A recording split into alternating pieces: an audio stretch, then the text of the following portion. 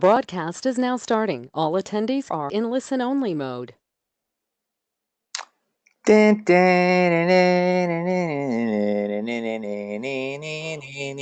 sorry, I'm just humming their a song. I apologize.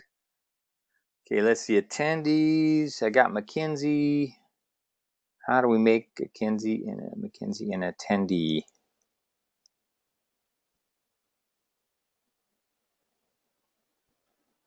Well, okay. We'll go ahead and get started. I want to let you know that your CEO, Dr. Aldana, he is out today, and he begs your excuse.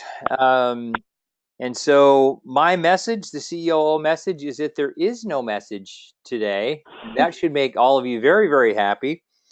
And so what we'll do is instead we were going to just talk about a team room, and we're going to instead show you the team room, and that'll take a little bit of time. So I'm going to turn the time over to Jenny, who's going to go over a few things really quickly, and then she's going to show the team room. And this is not meant to be a feedback session. She's just going to show it to you. So Jenny, it is all yours. Awesome. Yeah. Okay. Well, let's get through some less fun stuff before we get to the really fun stuff. So the first thing, some of the guides already know this, but we have actually had a change in our team leaders. So Allie has been a team leader for quite a few years. She's been awesome. I know that her team has really appreciated her feedback, and we actually have made a switch. So instead of Allie being a team leader at this point, Kelsey Kessler has taken her position in that spot. So we know that Kelsey's going to do awesome. She's actually not with us today, but she's gonna do great. Nothing else has changed with the team positions and who's on what team, but Kelsey will be taking that over. Allie is still very involved. She's still going to head up the design team and, of course, work with resellers and things. But Rachel and Carly and Kelsey Kessler are now our team leaders. Okay. And that has been updated in the ops manual. Thank you so much. I think this is a good time for everybody who's got on a microphone that's muted. I'm going to give you a 3-second warning. You can unmute. And then what we can do is we can give an Allie a thank you wellness cheer on 3. Ready? 3, 2, 1. Woohoo! Woo! Yay! Yay! And then for Kelsey Kessler, we can welcome Kelsey with a big well steps woohoo. Ready? 3, 2, 1. Woohoo! When she listens to the recording, won't she be surprised? Cool. Alrighty, so 2 quick policies to go over. We've talked a little bit about these things recently, but now that we have sales here with us and the ops team, I wanted to make sure everybody from start to finish was on the same page. So when we talk about Spanish, not every account is doing Spanish, obviously, but if we do have an account that is doing Spanish, anything that is set in the program center, so we're talking icons at the top, we're talking menu buttons, all of the kind of navigational features, those are already in Spanish. We don't have to do anything for that. If the user is indicated as a Spanish user, they will already see that in Spanish. Now, we have other things that WellSteps owns that we use for all of our accounts. Those are going to be things like our campaigns, our challenges, the screening reminder, things like that we use across the board. We will translate those if they have not already been translated. So if you have an account that wants to do a campaign that is not in Spanish yet, we need to know at least 2 to 3 months ahead. That way we have enough time to get it translated, added to the campaign, and thoroughly tested before it goes. So that is on us since it's WellSteps owned. Now, anything that is client specific, so we're talking rewards activities, CEO messages, wellness plan, complete and incomplete messages, custom dashboard tasks, anything that is just for the client. If they want it in Spanish, they need to provide it in Spanish. They obviously have Spanish users if they're selecting to use Spanish, so they would need to provide those because that is something custom to their account that no other WellSteps account is going to be using. If for some reason they do not want to do the translations themselves, then we will go ahead and translate it for them, but they will be charged the fee in the SOW that's $150 an hour. So again, there is lead time on that. It's not a 24-hour turnaround. We need a couple days at least to get those things translated. And then of course it will take a little bit more time for the guide to be able to put those in Spanish as well. So if you have questions on that, please let us know. Please talk to your sales, to me, your team leader, and we will make sure to get that all sorted out for you. The other policy we need to talk about is a single sign-on policy. So as you guys know, there's two types of single sign-on. We have accounts like CSU, for example. They use a single sign-on process to get into WellStep. So when they click on their customer login button, they see their CSU CampusNet pop-up appear, where they enter everything just as they do to get into their payroll, their HR, their grading system. And then once they have been authenticated by CSU, we get the information that, hey, this is Lisa, let her into Lisa's account. Then they get in automatically. The second type is a single sign-on out of WellStep. We typically see this used for biometric screening. So eHealth screening is a really good example of this. There can be a link in a rewards activity or company message, wherever it is, it has to be in our system. Because when you're single sign-on out of our system, we are the ones that are validating and authenticating who the person is. So we are saying, hey, this is Lisa, Quest or eHealth or whomever, let them into your system as Lisa. So as you can understand, it's not a super easy process, but it is something that we're seeing more and more frequently. Being in a tech industry, we are getting these requests, and that's great because it is an efficient way to do things and it's easier for the users. So we had to come up with some form of a policy so that we knew where we stood. Since it is expected, we will do single sign-on for free as long as the account can get us everything that we need. If they are, they can't share data or whatever the case, if we can't get what we need from them, we can't do it. But for all intents and purposes, we will do single sign-on for free as a perk, as an extra, as a way to sweeten the deal for them. So the guides know what to do if they get single sign-on requests. Hopefully sales, now you know a little bit more about the process, and we should be good moving forward. So any questions on those first couple items first? I think it's good that you should make a comment about the fact that we won't advertise it. Why don't we advertise the fact that we do single sign-on? True, that's a great point. So we don't want to advertise it because not everybody can provide us the information, and it's not included, and it's not something that the guides have access to. So this does take IT hours, which means that all of our projects and big things that we are doing, they have to hit the pause button. So it is a process, and it's not an overly easy process. So we are not going to go out and advertise this, but if we get the request, then we can fulfill those needs.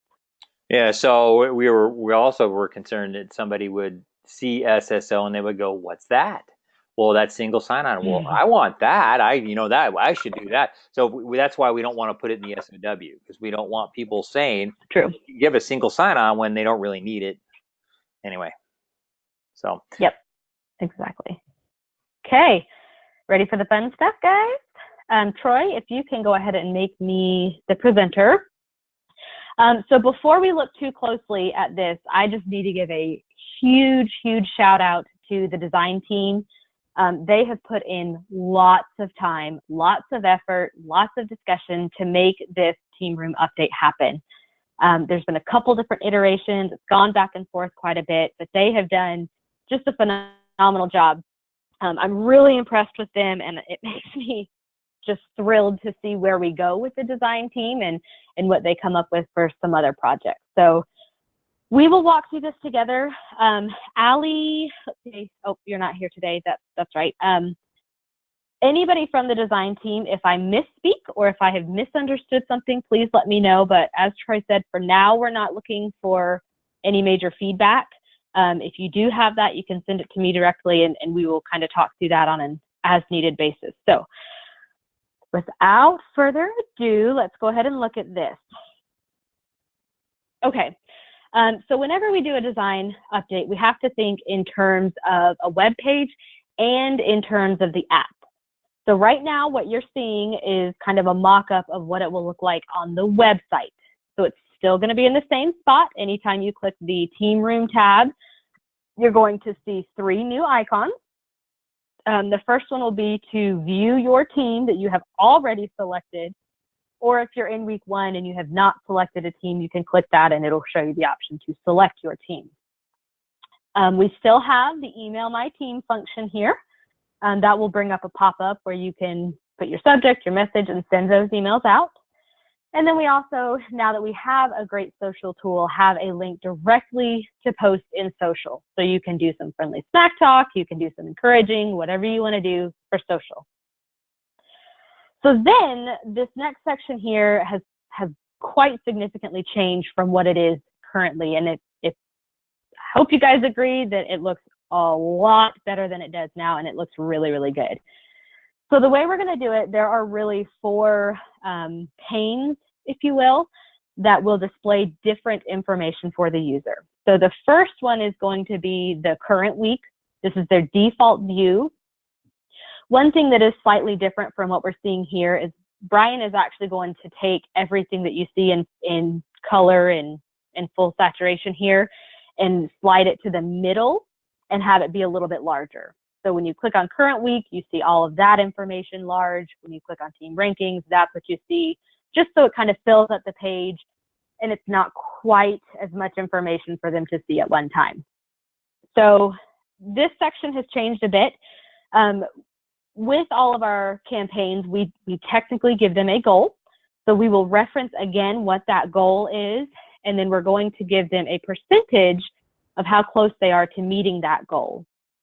Now, in addition to that percentage, since some people don't think in percentages, we're also going to give them what they currently have for that week. So as you can see here, this example, Amanda has done 67 minutes, which puts her roughly 75 minutes towards her 90 minutes of exercise goal. So that takes care of the individual. We also wanted to make sure we were continuing to display our team averages, which same concept, we show minutes and percentage. And then for your company overall. One of the great things that they've done with this design is they have made sure to include everything that we currently show, and then they've added in some even cooler extra things as well. So we're not losing anything with this update. It's just an enhancement and it's even more information.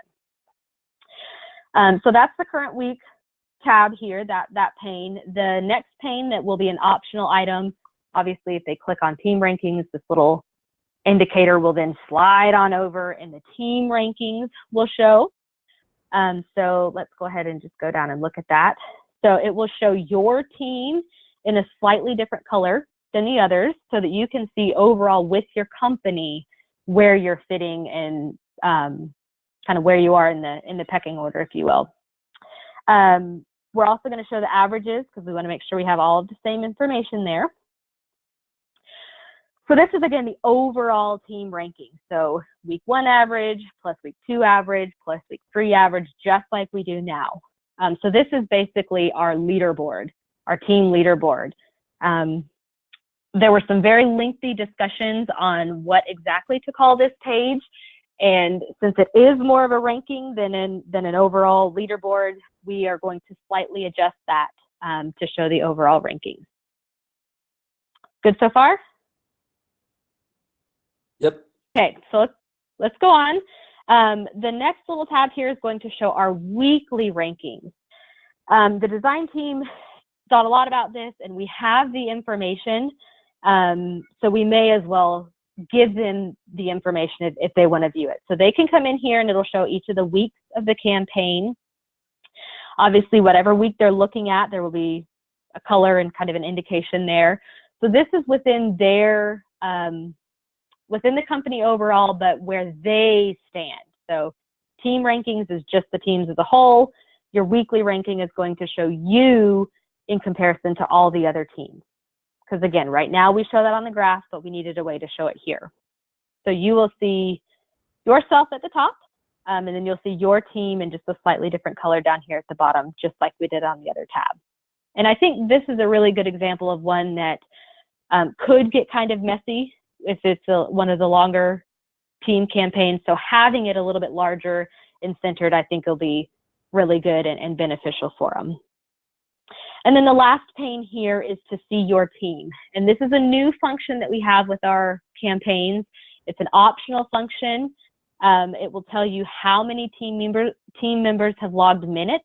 It's not going to tell you who has and who hasn't, because we want to be sure there's no temptation to bully or have any coercion there. But it'll show you how many team members have submitted for the week. And then if, when scheduling the campaign, you select the option to show all team members, it's going to show you a list of everybody, just so you know who is on your team. So there's that. As far as the app goes, it's going to be basically the same thing, except for these are going to be stacked. They're not going to show horizontally, obviously, because the phone screen's only so big, but instead of being horizontal, it's just going to stack them so that they can kind of tab through. This first image here kind of shows that. And again, just think in terms of one single pane here. That's the one thing you're seeing, not obviously all of this. And it will function just the same. It'll show all the same stuff, just in the app version. So with that, I know that was a lot of information.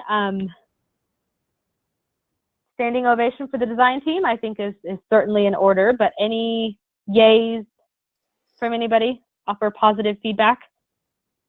I'm pretty sure that my wife did this, because you can see on the right it says Sue, Axel, Frankie, and Brick.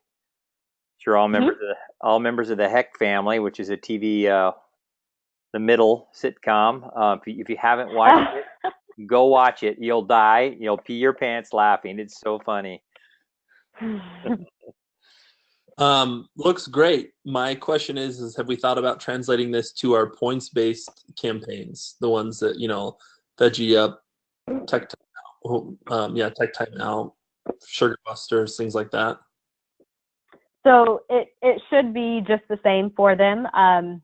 With those, it technically, we'll have to look and see what the goal is for those, but everything else should work the same. But change like from total minutes to date to say like total points to date and average points per week. Oh yeah. Mm-hmm. It'll change all the units, and instead of like my score, it'll say, in this case, technically it would say like my minutes. So yeah, the units will be consistent for everything. The one thing that we're still deciding is where the Move It Coast to Coast map will go. But in the grand scheme of things, that's very, very tiny, and we'll figure a good spot for that. So you said that you mentioned that the goal on the left would be moved so that it was in the middle. I'm assuming that will be in the second spot and like immediately to its right. Not exactly. So Brian came up with a really good idea, which I'm sure the design team had talked about some. Whatever tab here, whatever pane you are selecting, it's going to show that information larger and more centered.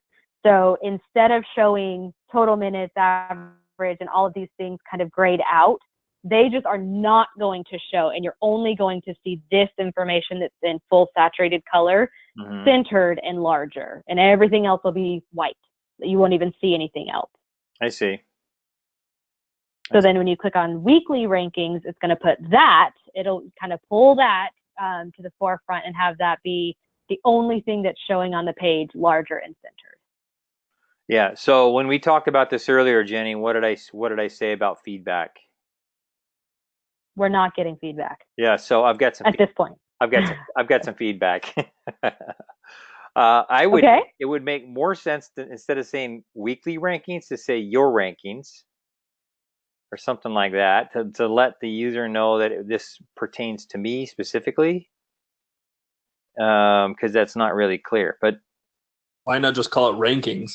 Something like it, because you got team rankings to the left, so, or my ranking. Even though it is showing the specific weeks, because they can go back and look at their previous week. So if their team was leading in week 1 and week 3, but maybe not week 2. They would see that here. So this is just for 1 week. I see. So to the left is the team rankings to date on average. Yep, this is overall. Yep. Okay, I see. Okay, I retract that previous suggestion. And then I would take the period off the MIN down on the lower left. It says MIN period, MIN period. Oh, okay. Take the period off because it doesn't appear anywhere else. So, and that's it.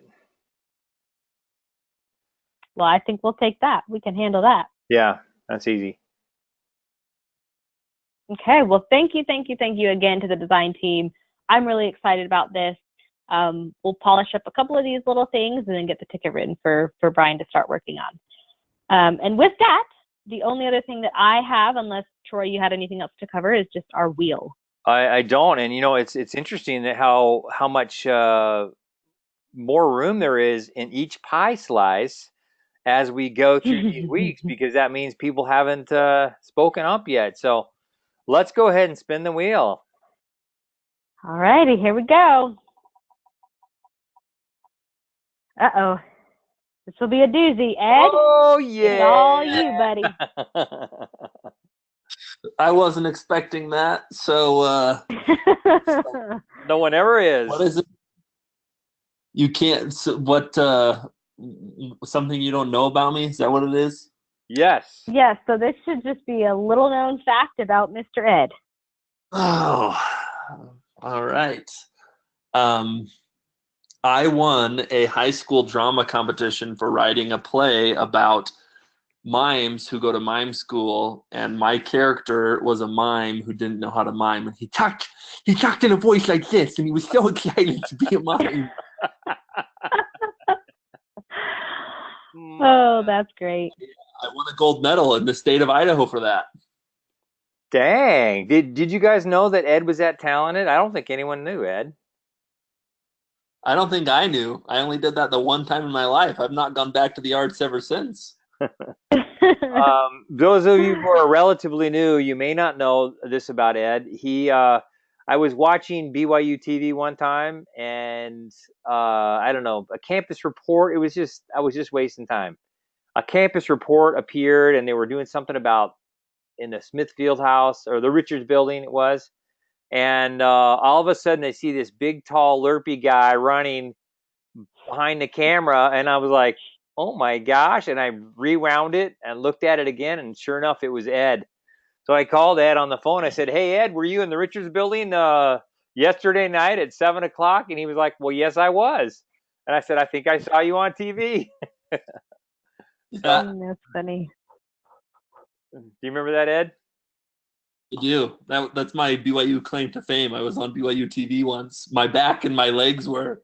That's awesome. Well, I do not think anyone has a problem with us ending at 1:24 or 2:24 p.m. Mountain Time. So I think we will adjourn, and we will talk to you guys very soon. Thanks, everybody. Thanks.